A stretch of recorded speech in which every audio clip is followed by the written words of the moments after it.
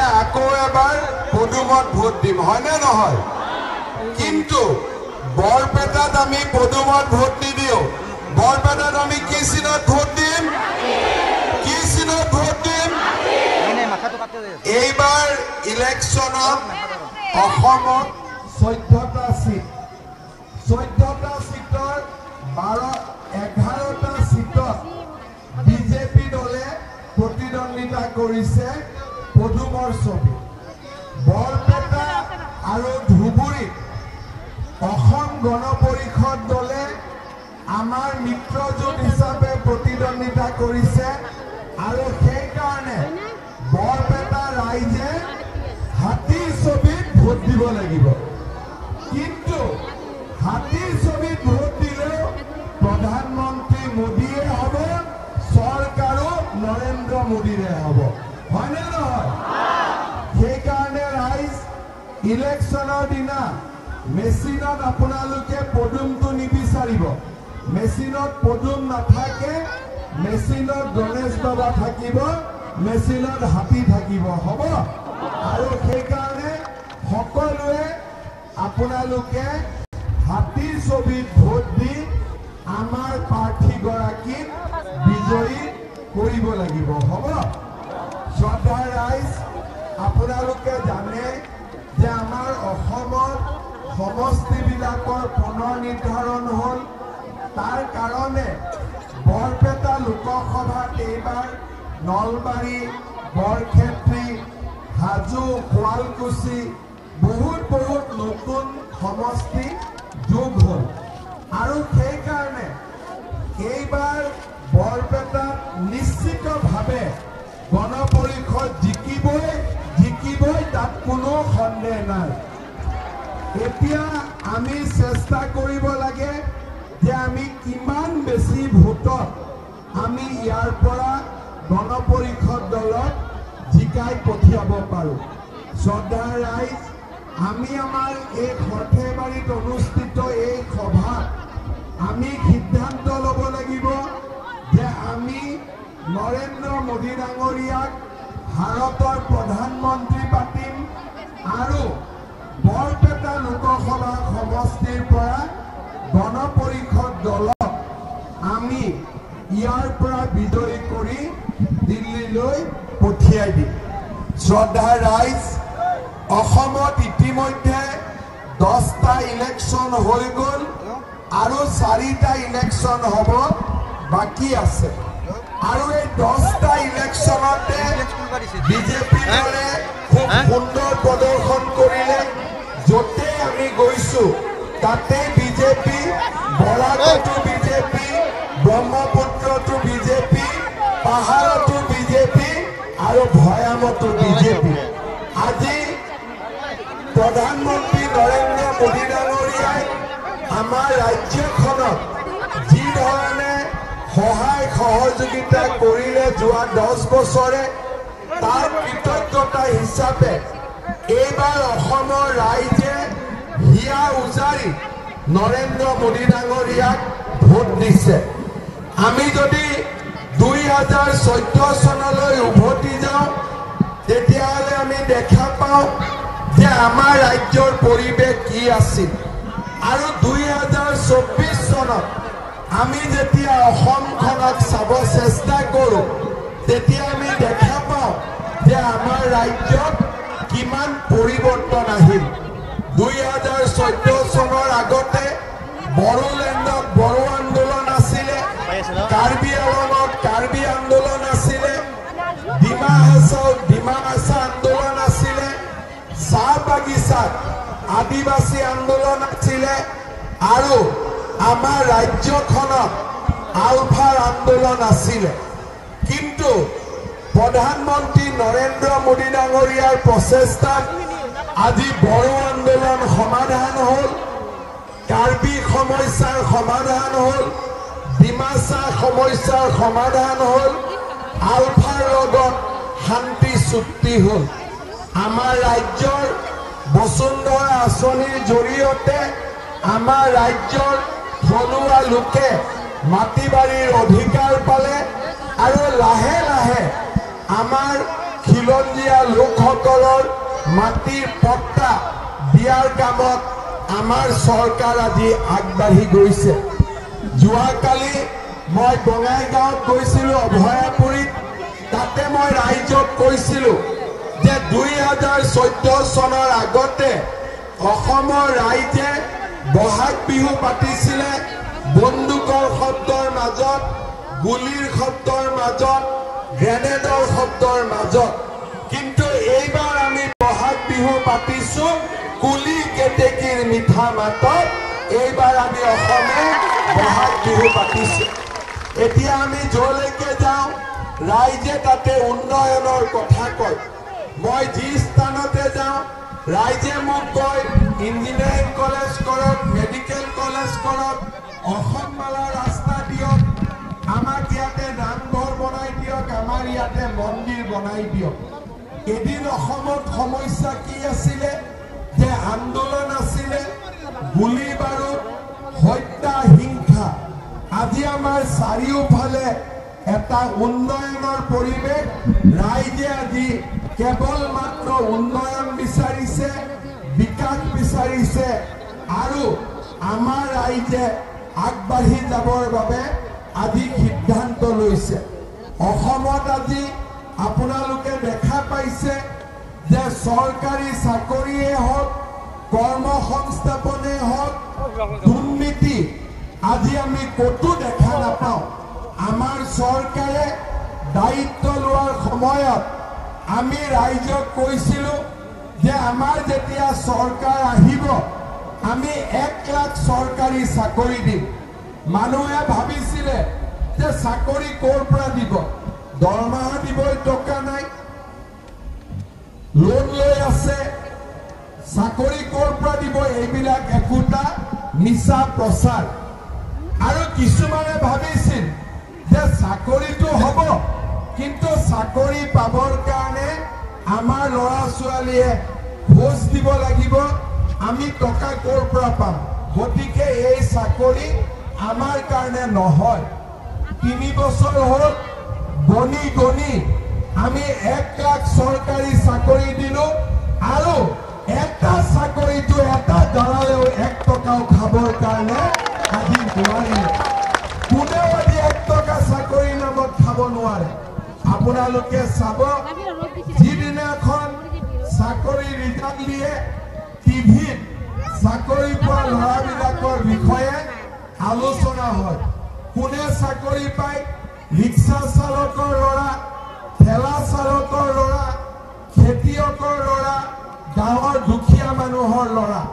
এতিয়া আৰু অসমত চৰকাৰী চাকৰিত কোনো মানুহে এটকাও ঘোষ দিব নালাগে, তেনেকুৱা ব্যৱস্থা আজি আমি কৰিব পাৰিম। শ্ৰদ্ধাৰ ৰাইজ, 1 লাখ চাকৰি দিয়া হৈ গ'ল। এইবাৰ আমি সিদ্ধান্ত লৈছো যে এই বছৰৰ ভিতৰতে আমি আৰু 50,000 নতুন চৰকাৰী চাকৰি দিম। 50,000 নতুন আমি চৰকাৰী চাকৰি দিম।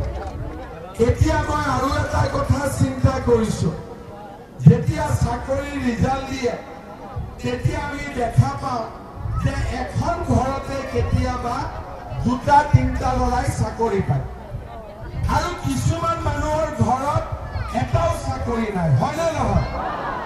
কিছুমানৰ ঘৰত 2-3জনে চাকৰি পায়, কিছুমানৰ ঘৰত এজন ল'ৰাইও চাকৰি নাপায়। সেইকাৰণে এইবাৰ আমি কি সিদ্ধান্ত লৈছো যে যাৰ ঘৰত এটাও চৰকাৰী চাকৰি নাই তেনেকুৱা ল'ৰা ছোৱালীক আমি পৰীক্ষাত 10 নম্বৰ এক্সট্ৰা কৰি দিম, যাতে সকলোৰে ঘৰত এটা চৰকাৰী চাকৰি হ'ব পাৰে। ধৰি ললো মোৰ ঘৰত 3টা চৰকাৰী চাকৰি আছে, মই পৰীক্ষাত 50 নম্বৰ পাইছো।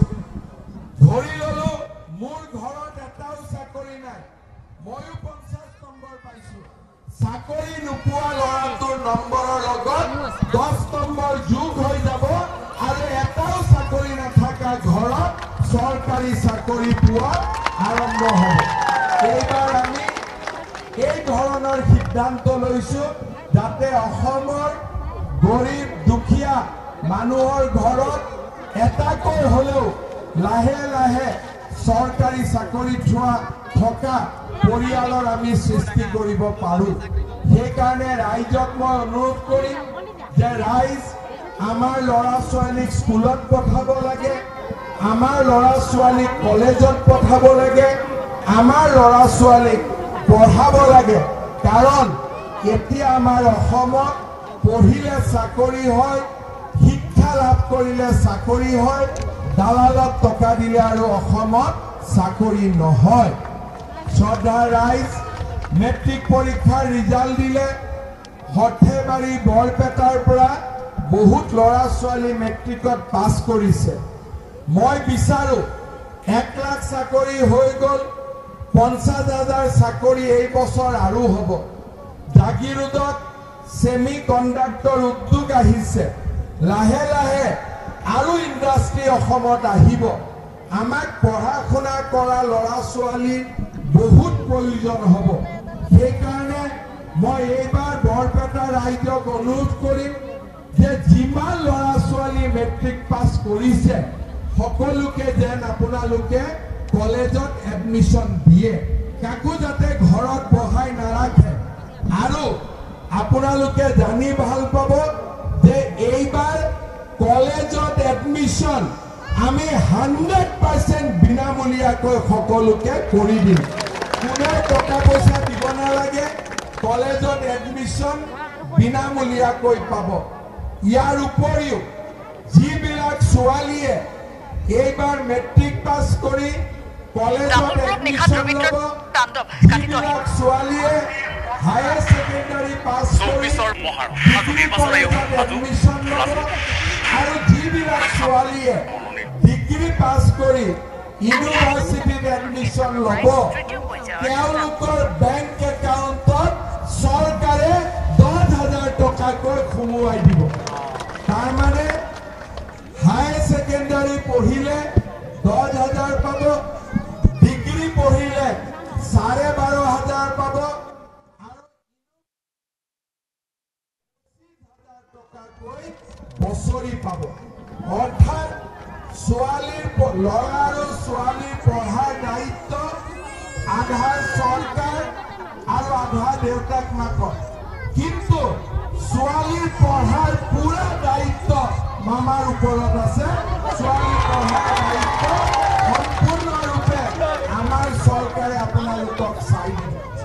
শ্ৰদ্ধা ৰাইজ, আপোনালোকে জানে যে আমাৰ চৰকাৰে কংগ্ৰেছ চৰকাৰৰ দিনত আঁচনি আছিলে কি ধুতি, লুঙি, সূতা।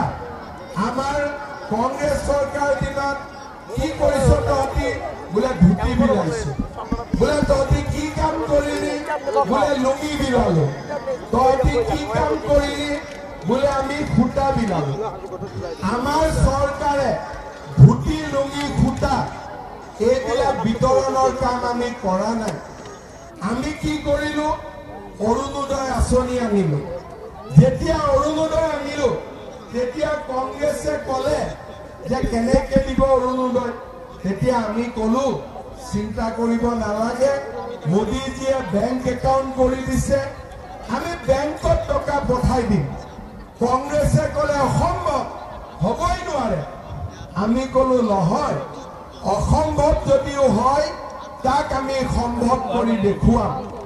আজি অসমৰ 30 লাখ মহিলাই মাহত 1250 টকাৰ অৰুণোদয় আঁচনি লাভ কৰে। এতিয়া মই য'তে যাওঁ মহিলাবিলাকে কি কয় যে বাবা আমি অৰুণোদয় পোৱা নাই, হয়নে? কোনে কোনে অৰুণোদয় পোৱা নাই? হাত নাও। পোৱা নাই? পোৱা নাই? আপোনালোকেও পোৱা নাই? ঠিক আছে। অলপ নোপোৱাবিলাকৰ মনটো বেয়া লাগে নহয়, যেতিয়া পোৱাবিলাকে টকাটো পায় বেয়া লাগে না? ঠিক আছে। কোনে কোনে পাই আছে অৰুণোদয়?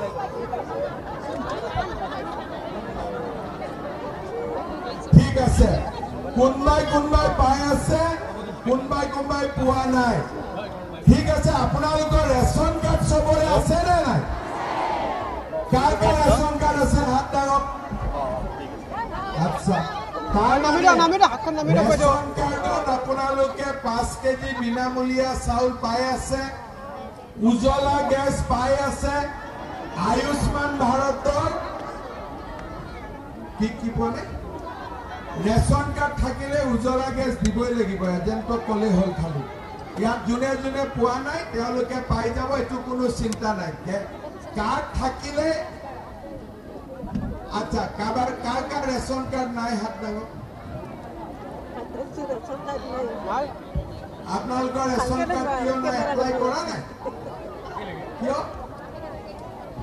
সবেতো খোলা ৰেচন কাৰ্ড দি আছে আপোনালোকে কি এপ্লাই কৰা নাই ঠিক আছে মই এতিয়া আকৌ খুলি ইয়াত যি 100 গৰাকী ৰেচন পোৱা নাই তেওঁলোকে আবেদন কৰি ল'ব কাৰণ এতিয়া ৰেচন কাৰ্ডখন লাগিবই ঠিক আছে আধাৰ কাৰ্ডৰ সমস্যা আছে নেকি নাই কাৰ কাৰ আধাৰ কাৰ্ড আছে সমস্যা কাৰোতো নাই গতিকে আপোনালোকে ৰেচন কাৰ্ড কেখন আবেদন কৰা নাছিলে এতিয়া আপোনালোকে আবেদন কৰি ল'ব কাৰণ আমাৰ মানুহে সন্মুখত থকা মানুহে কথা ক'ব নাপায় খুলি সন্মুখত থকা মানুহে কথা ক'লে পিছৰ মানুহবিলাকৰ খং উঠি থাকে ইয়াতে এনেই দেখা পোৱা নাই থিয় হৈ থাকি আছে হয়নে নহয় গতিকে যিসকলে ৰেচন কাৰ্ড আবেদন কৰা নাছিলে তেওঁলোকে ৰেচন কাৰ্ড কেখন আবেদন কৰি ল'ব এতিয়া চৰকাৰে দিয়া সুবিধাবিলাকৰ কাৰণে ৰেচন কাৰ্ডখন অতিকে প্ৰয়োজনীয়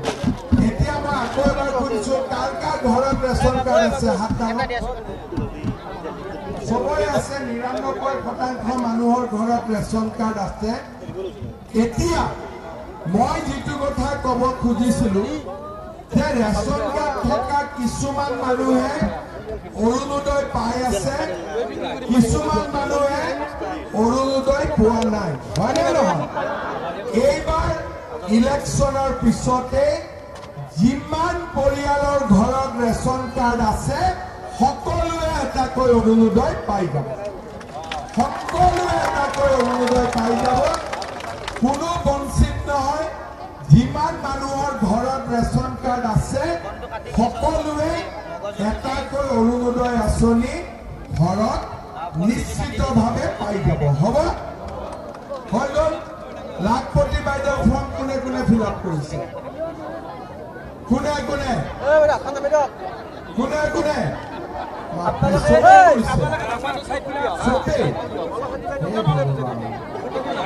চবে কৰি দিলে ঠিক আছে যিসকলে লাখপতি বাইদেউৰ ফৰ্ম ফিল আপ কৰিলে ইলেকশ্যনৰ পিছতে মই ডেট এটা দি দিম সেই দিনটোত আপোনালোকৰ বেংক একাউণ্টত টুপুং কৰি 10,000 টকা সোমাই যাব হ'ব এতিয়া মোক কওক 10,000 টকাটো পোৱাৰ পিছত গিৰিয়েকক কোনে কোনে দি দিব টকা কোনে কোনে দি দিব নিদিয়ে আর নিদিলে যদি গিরিয়েকবিলাকে বিজেপি ভোট নিদিয়ে দিবনে নাই যদি এজিপি ভোট নিদিয়ে দিব ঘৰত কথা হৈছে বিজেপিক দিব আচ্ছা তথাপিতো মই এটা বুদ্ধি শিকাই দিওঁ ইলেকশ্যনৰ পিছত আপোনালোকক মই দিন এটা দি দিম যে অমুক তাৰিখে লাখপতি বাইদেউৰ একাউণ্টত টকাটো সোমাব যেতিয়া গম পাব সেইদিন আৰু ঘৰত গিৰিয়েকৰ লগত কাজিয়া তেজিয়া নকৰিব আপোনালোকে হ'ব আৰু গিৰিয়েকবিলাকক সেইদিন খুব গৰম ভাত খুৱাব ঠাণ্ডা ভাত নোখোৱাব হ'ব তেতিয়া গিৰিয়েকবিলাকে পইচাটো নোখোজে কিন্তু মই আপোনালোকক এটা বুজাই দিওঁ এই আঁচনিটো কি এই যে 10,000 টকা আমি পালো 10 গৰাকী মহিলা লগ লাগি এটা সঞ্চয় হ'ব পাৰে 1 লাখ হৈ যাব বা আমাৰ স্বামীৰ সৰু দোকান এখন আছে তাতেও 10,000 টকাটো মই লগাব পাৰোঁ কোনোবাৰ গাই গৰু আছে এটা গৰু আৰু কিনিলো কাৰোবাৰ ছাগলী আছে কোনোবাই বিহুৱান বনালে কোনোবাই আচাৰ বনালে লগ লাগি কোনোবাই পিঠা পনা বনালে এই 10,000 টকা যিসকলে খুব ভাল কৰি ব্যৱহাৰ কৰিব তেওঁলোকক চৰকাৰে পিছত আকৌ 25,000 টকা আপোনালোকৰ বেংক একাউণ্টত জমা দিব। প্ৰথমতে 10 পিছত 25। এতিয়া 10,000 টকা পাই ঘৰত যদি 50ডাল চেগুন গছো লগায় আমাৰ হৈ যাব। বোলে 50ডাল অগৰ গছ লগালো হৈ যাব। বোলে 50ডাল বগা চন্দন লগালো সেইটোও হৈ যাব।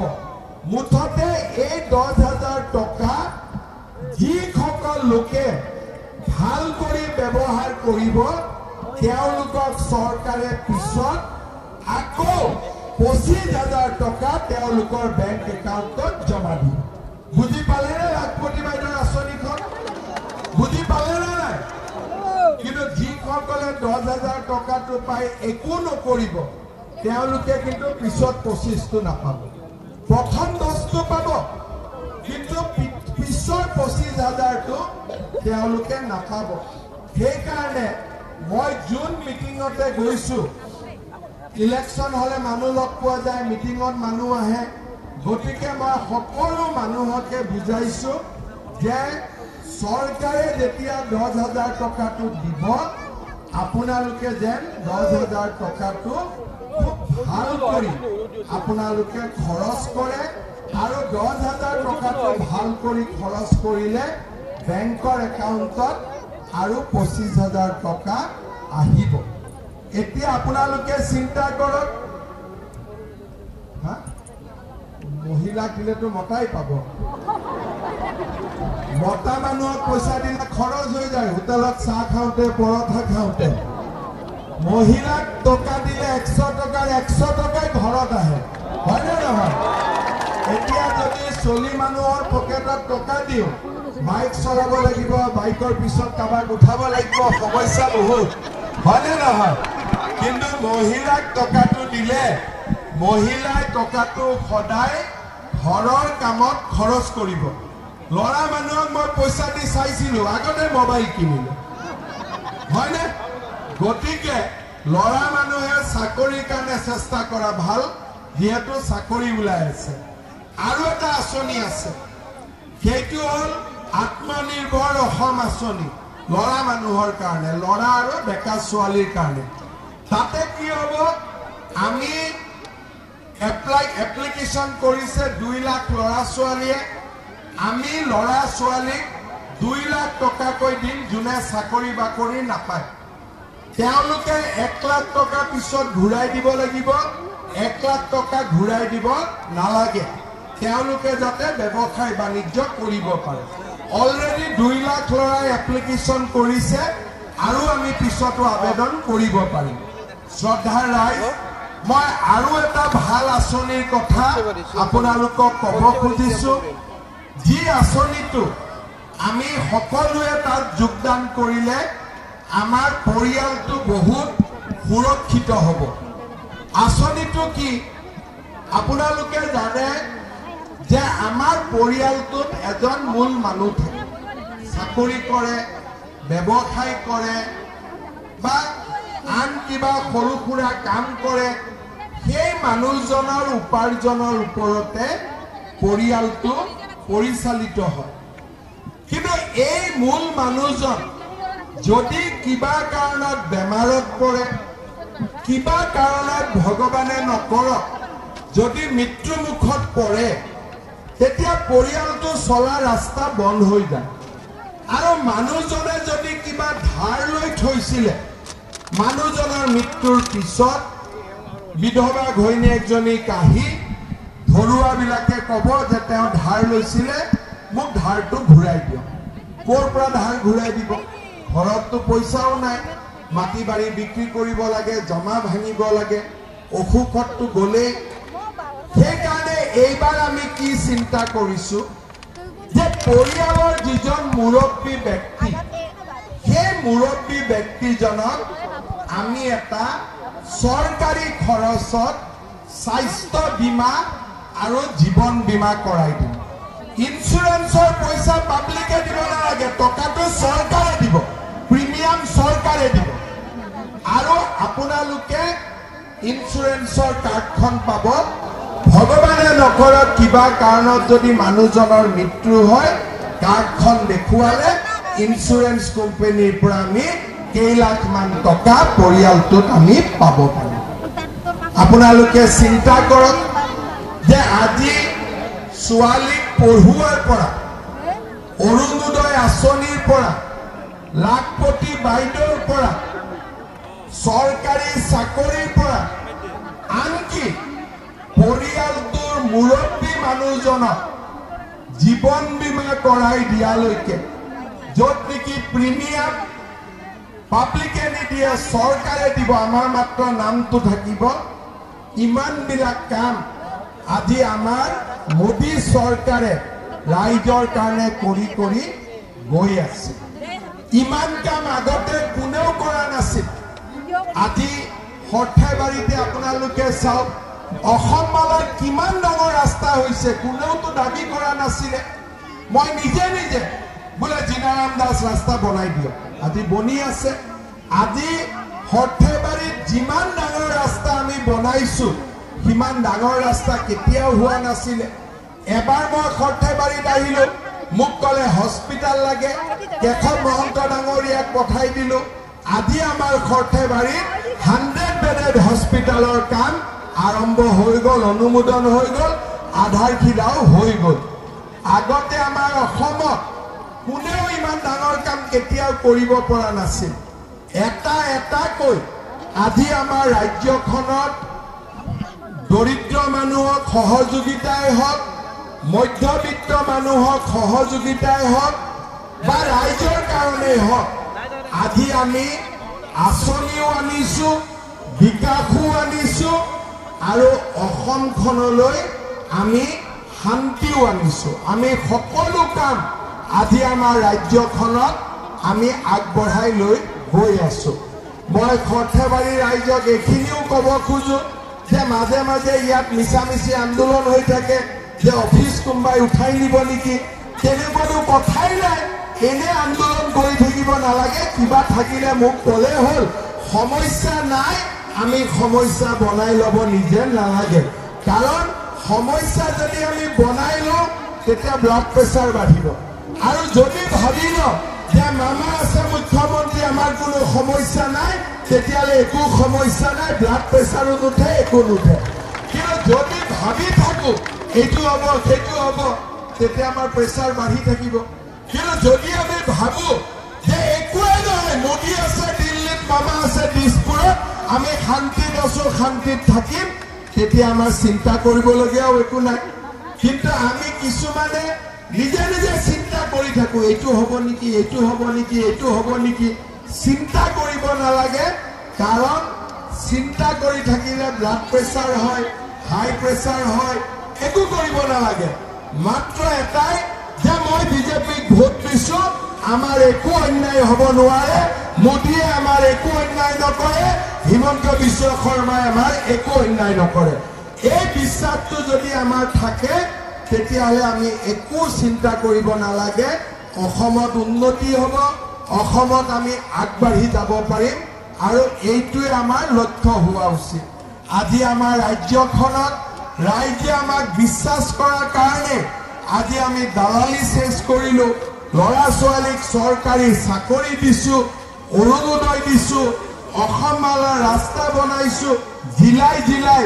মেডিকেল কলেজ কৰিছোঁ আজি এফালৰ পৰা আমি যিমানবিলাক উন্নতি কৰিছোঁ তাৰ মূলতে হ'ল ৰাইজৰ আস্থা ৰাইজৰ বিশ্বাস আৰু ৰাইজৰ আশীৰ্বাদ মই আপোনালোকক অনুৰোধ কৰিম আপোনালোকে সকলোৱে যেন হাতীৰ ছবিত আমাৰ দলৰ প্ৰাৰ্থীগৰাকীক ভোট দিয়ে আৰু নৰেন্দ্ৰ মোদীক প্ৰধানমন্ত্ৰী নিৰ্বাচিত কৰে আৰু মোদী ডাঙৰীয়াৰ জৰিয়তে আমি যাতে অসমৰ উন্নতি কৰিব পাৰোঁ অসমখনক আগুৱাই লৈ যাব পাৰোঁ আমি দিমনে ভোট দিমনে সকলোৱে ইলেকশ্যনৰ দিনা ৰাতিপুৱা সোনকালে ভোট দিব দেৰিলৈকে ৰাখি নথব হিন্দীত এষাৰ কথা আছে পেহেলে ভোট দান बाद में जलपान आमार मानुहे की करे रातिपुवाई भात बनाब कापोर धुब लाहेকৈ भोटটো দিব যায় তেতিয়ালৈকে 5টা বাজিয়ে যায় এদিন আমি সদায় ৰবিবাৰে বন্ধৰ দিনত যি কৰো কিন্তু এদিন আমি ভোট আগত দিম ভাত পিছত বনাম ভোট আগত দিম ঘৰৰ কাপোৰ আমি পিছত ধুম অৰ্থাৎ প্ৰথম ৰাতিপুৱাই আমি পোলিং সেন্টাৰত গৈ ভোট দিম আমাৰ গণতান্ত্ৰিক দায়িত্ব আমি পালন কৰিম আৰু তাৰ পিছত আমি ঘৰৰ কাম কৰিম বুজি পালে সকলোৱে ভোট 100% হ'ব লাগিব আজি আপোনালোকে চাওক কয়াকুছিত ভোট 100% হয় কিন্তু সৰ্থেবাৰীত ভোট 70% হয় এইবাৰ আমি চাব লাগিব যে কয়াকুছিত যদি 100% হয় সৰ্থেবাৰীতো ভোট 100% হ'ব লাগিব আমি যাতে ভোট কম কৰি নিদিও আমি যাতে ভোট বেছিকৈ দিও আৰু তেতিয়াহে আমি এজন গণতান্ত্ৰিক দেশৰ নাগৰিক হিচাপে আমি গৌৰৱ কৰিব পাৰিম শ্ৰদ্ধা ৰাইজ ইমান দুপৰীয়া গৰমত আহি আপোনালোকে আমাৰ সভাত যোগদান কৰিলে মই আপোনালোকক বহুত বহুত ধন্যবাদ জনাইছো মোৰ লগত সকলো একেলগে ক'ব ভাৰত মাতা কি भारत माता की नरेंद्र मोदी फणिभूषण चौधरी बीजेपी एजीपी